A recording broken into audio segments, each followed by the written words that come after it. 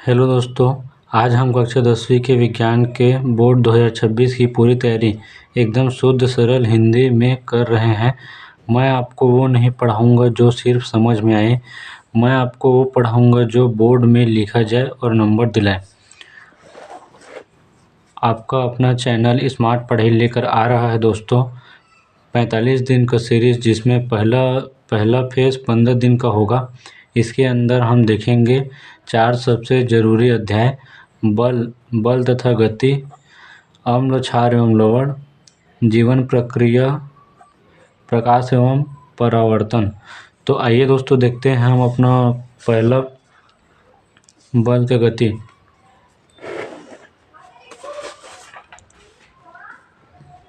शीर्षक है अध्याय बल तथा गति। प्रश्न: बल क्या होता है? परिभाषा: बोर्ड परीक्षा के अनुसार किसी वस्तु की अवस्था या उसकी गति में परिवर्तन करने वाले कारण को बल कहते हैं। अब इसको आइए एक एग्जाम्पल के से समझते हैं दोस्तों। बहुत ही आसान भाषा में समझते हैं बल का परिभाषा।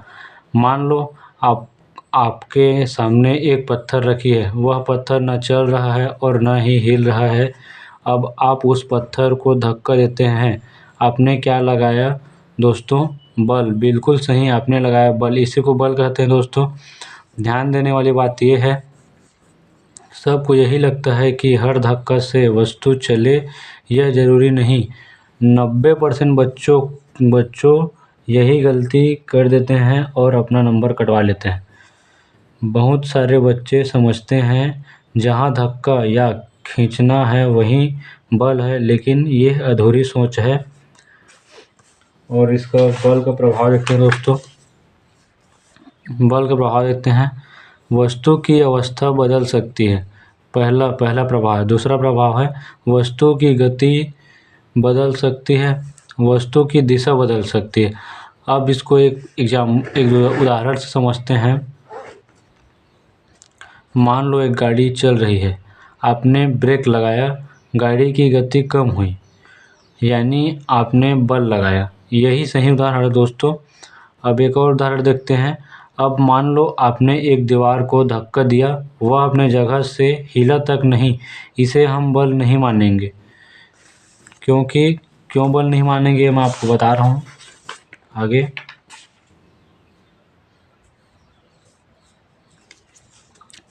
सही बात बोर्ड के हिसाब से बल वही कहलाती है जो किसी वस्तु की अवस्था बदलने या दिशा बदलने, अगर इनमें से कुछ भी नहीं बदला तो बल लगाने के बाद भी परिणाम नहीं माना जाता। तो दोस्तों आपको समझ में आ रहा होगा। अब चलते हैं परीक्षा को चेतावनी बहुत महत्वपूर्ण। परीक्षा की चेतावनी बहुत ही महत्वपूर्ण। अगर आप इतने लिखकर ही आओगे कि बल धक्का या खींचना है तो पूरे नंबर नहीं मिलेंगे। बोर्ड को परिणाम चाहिए, उदाहरण नहीं। मैंने आपको पहले ही बताया था दोस्तों कि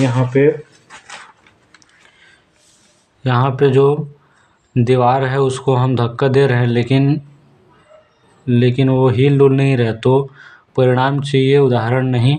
इसीलिए यह बल का सही परिभाषा नहीं माना जाएगा।